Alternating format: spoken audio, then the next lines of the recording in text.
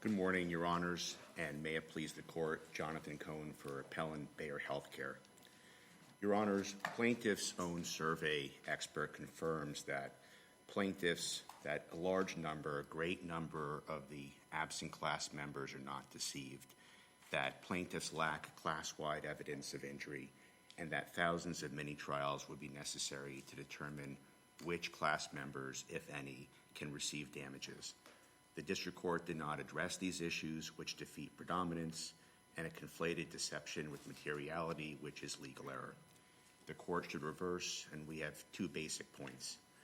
First, under circuit precedent, a class should not be certified when is here. There are many absent class members who are not deceived. And second, the District Court did not address key evidence regarding deception and injury, which at the very least warrants a remand. Starting with the first issue, plaintiffs agree that their expert surveys show that many consumers, at least 40 to 60%, and we'd say a lot more, but at least 40 to 60% were not deceived, not confused, not misled.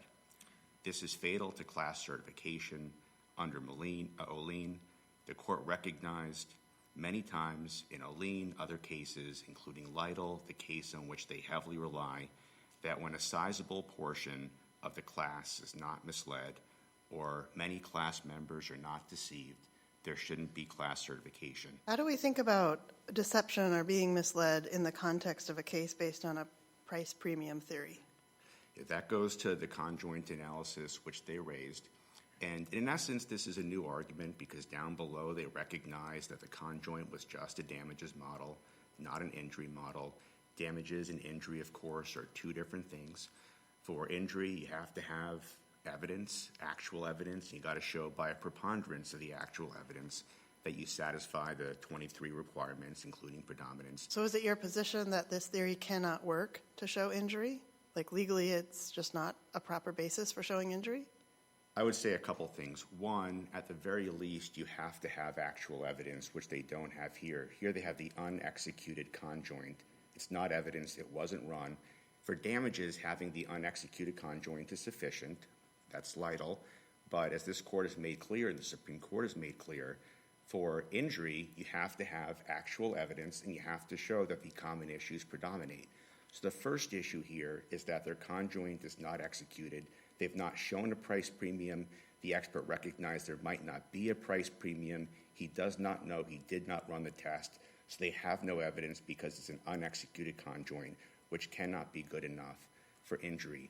But second of all, this goes to damages. Even if it was run, it goes to damages, not injury. To show injury in a deceptive advertisement case, you have to show deception. And Lytle, the case in which they heavily rely, recognized that. It says that when there's a sizable portion of the class that is not deceived, when there are many class members who are not deceived, you should not certify the class. The premium... Counsel, what's your best case for that proposition? Lytle. So their own case, Lytle recognizes that if a sizable portion is not deceived, you should not certify a class. It summarized the case law, including Stearns versus Ticketmaster and other cases. Olien also recognized that if there's a great number of absent class members who are not injured, then you should not certify the class. And I'll note that other circuits have a different test. They have either the de minimis test, or they say that if there's less than 100% of the class being injured, you should not certify. This Court has not gone that direction. It rejected the de minimis test in Olien, but it still recognized that if a great number of the class is not deceived, is not injured, you should not certify the class.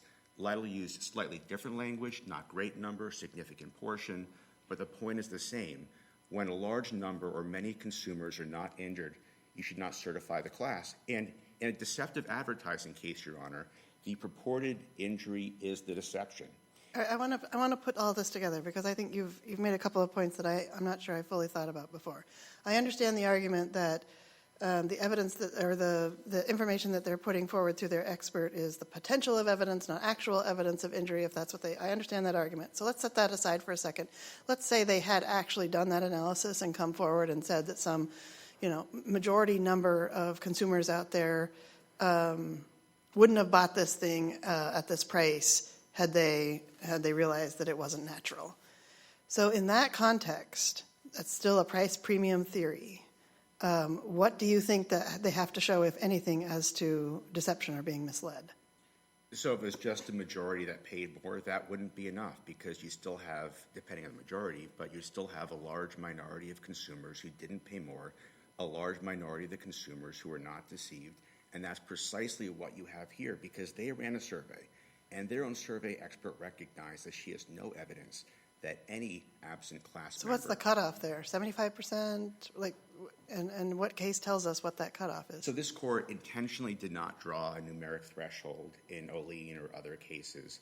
We know it's a de minimis is not enough to defeat class certification. A great number is fatal to class certification. It's somewhere between de minimis and great number. We would submit that even a 40 to 60% being uninjured, which is what they say it is, right? We think it's far more than 40 to 60% being uninjured, but 40 to 60% being uninjured, that is a great number. Whatever the line is between de minimis and great number, 40 to 60% is too much. District courts have followed it the same way. We cited some cases on page 31 of our brief, including Painters and Hall. Our amicus, CHPA, on page 8 of their brief, cited more cases. Lots of cases saying 40%, 33%. Those go too far. This court has not drawn a line, and it might not draw a line here, but we'd submit that when 40 to 60% of the class is not deceived, that goes too far.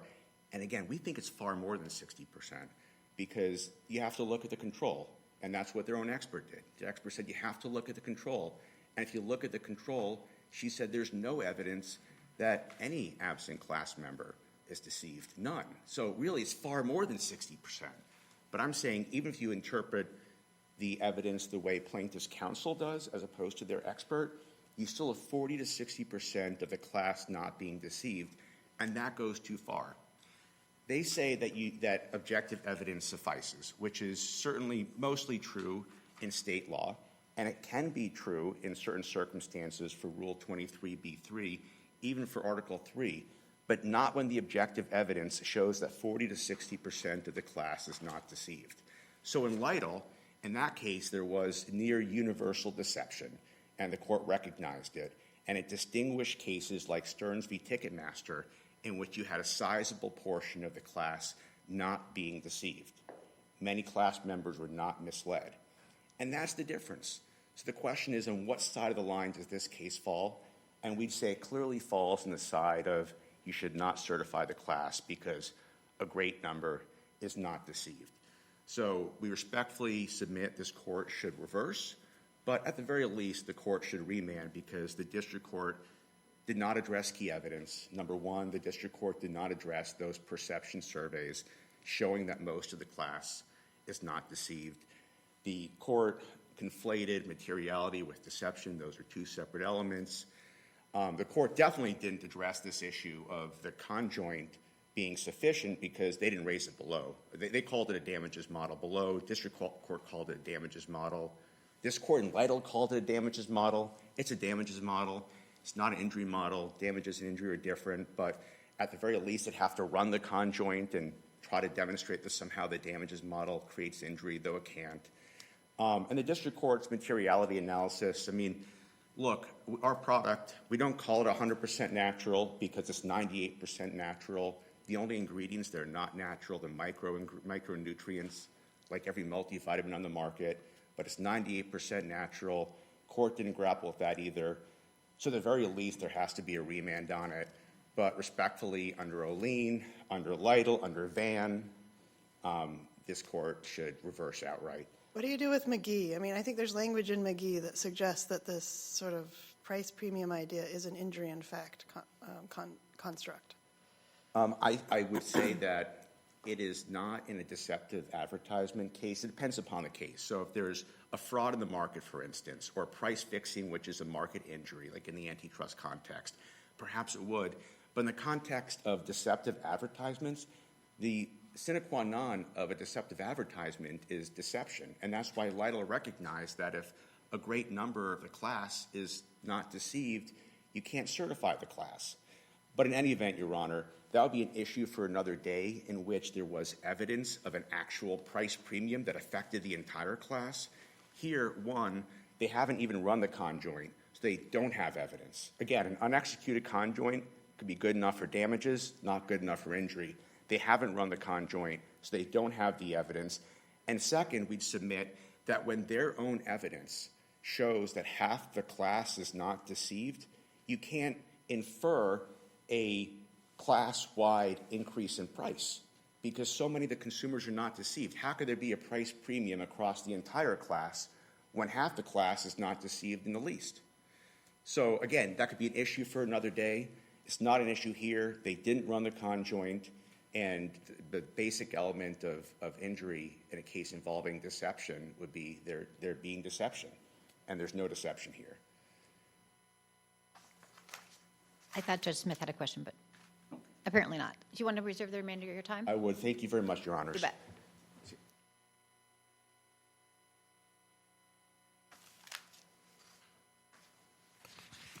Good morning, Your Honors. May it please the court, my name is Michael Reese, and I am counsel for the plaintiffs in the certified class. I think one thing we need to start off with is what the standard is here, because all these arguments were made before the district court judge who considered all these arguments, as well as considered the reams and reams, volumes and volumes of evidence. There was a great deal of an evidentiary record, multiple depositions. Not only was it fully briefed, there were replies, sir replies, and sir replies. Did you present this price premium idea as a way to prove injury below? Yes, Your Honor. Where can you point us in the record where we'll find that? I believe it's in the both Dr. Ingersoll's report. It's also in the complaint. That has always been a price premium theory for this case. I would just note also, I know Judge Smith in the Gonzalez v. United States Immigration and Customs Enforcement case 975 F. 3rd 788 pointed out, we review, and I'm quoting you, Judge Smith, we review for abuse of discretion the district court's class rulings. I'd also note this case is on all fours with two recent decisions by this court. Lytle is one of them, which said you do not have to execute a conjoint analysis. It is accepted, reliable. Well, I guess I need you to take head on the argument from your opposing counsel that that's all related to when you're using this for damages purposes, not for injury purposes. I need you to address that. Right, sure. So a price premium is also a measure of injury. So let's say that there's a case almost directly on point here, and it was actually authored by Judge Kristen, the Montero versus Premium Nutrition case. And those, if you actually look at that case, it was, I believe, from 2024, and she wrote on multiple issues, but including class certification, and upheld a challenge to class certification, saying, if you look at the studies that were presented here, and I'm quoting from Judge Kristen's decision in Montero, which is governing here, said 56% of the respondents said that the joint juice claims, and this was a product, a consumer packaged product, not very unsimilar to one here, where the claims at issue were the claims on the front of the packaging. And there, Judge Kristen said, in denying a motion to decertify the class and upholding class certification, said this information is enough. 50% of the respondents said that joint juice claims were material to their purchasing decisions.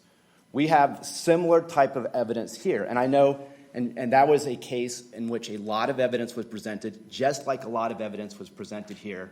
Not only expert surveys, which show that a majority of consumers were deceived, but also you have internal documents.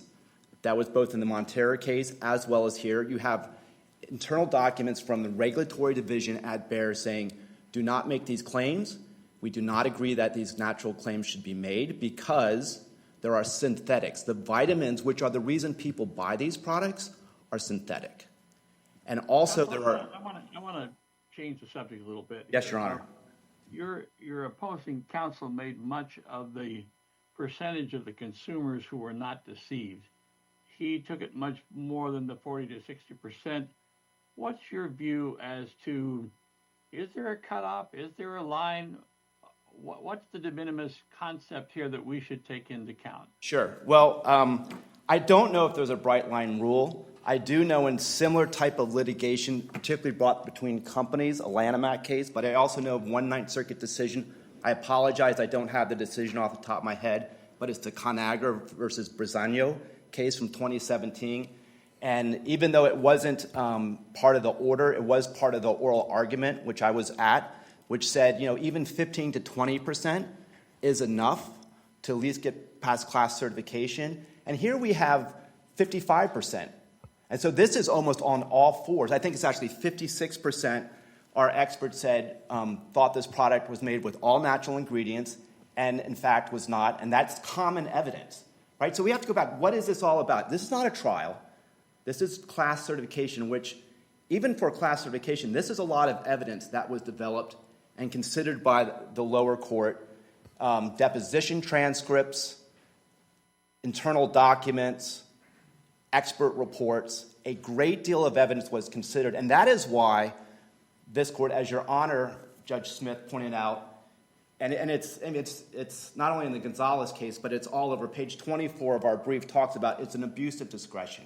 You can only reverse class certification if it's an abuse of discretion, if there's clear error. That certainly does not exist here because the district court carefully considered all the relevant evidence, read through the transcripts of the multiple deponents, considered internal documents, considered reports from experts on both sides, and said, this is all common evidence. We're not determining one way or another who's going to win at trial because that's not the standard here. The standard is there common evidence, and the district court was correct and certainly did not abuse discretion or create clear error. And if one thing I think is very salient about my learned colleague's arguments, he didn't say the judge committed any type of error of law. He just wants to re-argue the facts. He wants to re-argue that, well, the interpretation that plaintiff's counsel and I, the judge, give to these internal memos which talk about Bayer saying natural products are really important. We do not want to take natural off the label because it's important to consumers, where their internal regulatory are saying do not put natural on the product because it has synthetics. All the vitamins in the product are synthetics. And even though it's not the record, I will point out there are vitamins that are made with all natural ingredients. So, but again, this is not part of the record. That's not his argument. He's talking about what the plaintiffs reported in their surveys, what the plaintiff's expert testified to about this point. So I understand, Your Honor. I apologize. I just want to respond to a comment he made. He said there's no such thing as vitamins made naturally, and that's just not. but I don't think his argument is factual. Okay, I apologize, Your Honor. I missed the point. But long story short, Your Honor, and as you can see from the record here, I think it's over 1,200 pages long. The district court considered that, talks about this evidence at length in its opinion, the multiple levels of evidence, maybe levels is not the right word, but the different types of evidence, and pointed out, said, on these issues that you need to prove for class certification, the plaintiffs do it multiple different ways. It's not just experts. It's also internal documents, not just internal documents, but deposition testimony. So I guess, Your Honor, go back to your point as, is there a bright line rule with respect to, is there a minimum threshold? There is no bright line rule, but it's certainly, this case is almost on all fours with Montero because the numbers show that it's equivalent to about, and I'm rounding down actually to be conservative, 55%. I think 56.3% is the actual number. And in Montero, it was the same number. So, and that case actually went to a jury trial on behalf of certified class. The plaintiffs prevailed in that case, and Judge Kristen, in upholding the verdict, also had to rule on class certification because, of course, class certification can be challenged at any point in the litigation, and it was at that point after the case had actually gone to trial as well.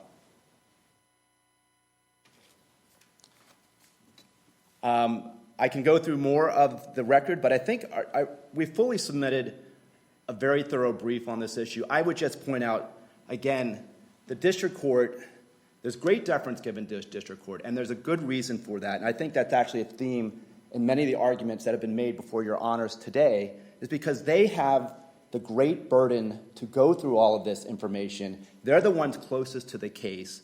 This is a case particularly involved because of the multiple depositions, internal documents, expert reports, and Judge Anello, who's a very learned judge who's been on the bench, I think, for 2 decades, considered all that information. He cites this information in his order. His order is correct. It certainly is not an abuse of discretion. It is not clear error. You do not hear even defense counsel making those arguments, but that is the standard. And the class certification motion should not be reversed because Judge Janela did not in any way abuse his discretion. I could go further and say he was Counsel, how actually... about if I just check in? Do we have any further questions, Judge Smith? I have none. Okay. Judge Forrest? Do you want to wrap up, please? I will. Seeing there's no further questions, we will submit on our brief. But again, once you look at the standard, not only do we think Judge Janela was correct and the class should be certified, but he certainly did not abuse his discretion. There's no clear error.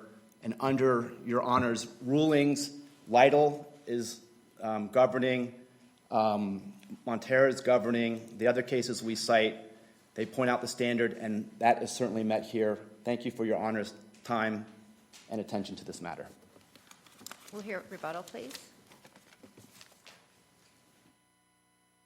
Thank you very much, Your Honors. Notably, my colleague did not address Olien, which recognized that a great number of uninjured class members is fatal to certification. Excuse me. Bianca, could you fix the clock for us?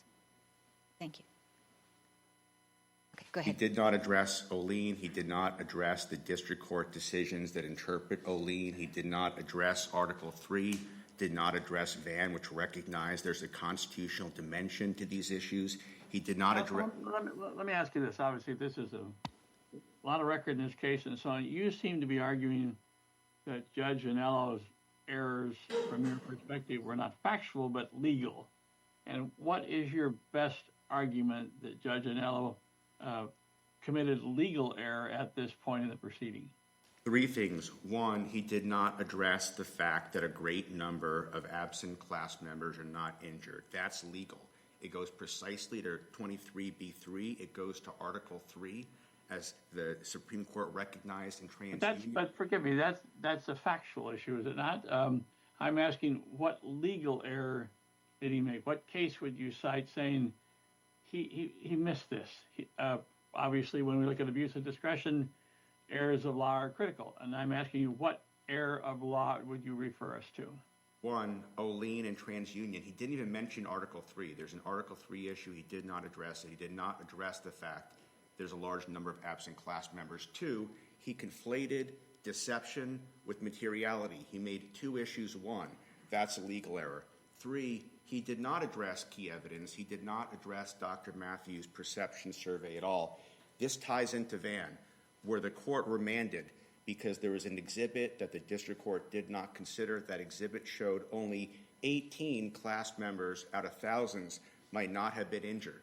But nonetheless, the court remanded for the district court to address that exhibit. Here, it's not just 18 out of thousands. It is at least 40 to 60% of the class that is not injured. And Judge Anello respectfully did not address that evidence at all. He did not cite it, did not discuss it. Instead, he conflated the issue of materiality with reliance. That is legal error. But also disregarding Article 3 is legal error. Disregarding the precedents of this court is legal error. And I want to mention the case he cites, 15% being enough. That is for a state law violation. That is not for 23B3. It is not for TransUnion. It is not for Article 3. So you're now over the extra time that we've given you. So could you wrap up, please? Unless Your Honors have further questions, be happy to rest on the argument in the Let me briefs. just check, Judge Forrest. No, it looks like we do not. Thank you Okay. for your argument, Thank you both very of you. much. We'll take that matter under advisement. I'm going to take a recess for about 5 minutes, and then we'll be back to hear the Hageman Hyundai motor case. I'll be off record for 5 minutes. All rise. This court stands in recess.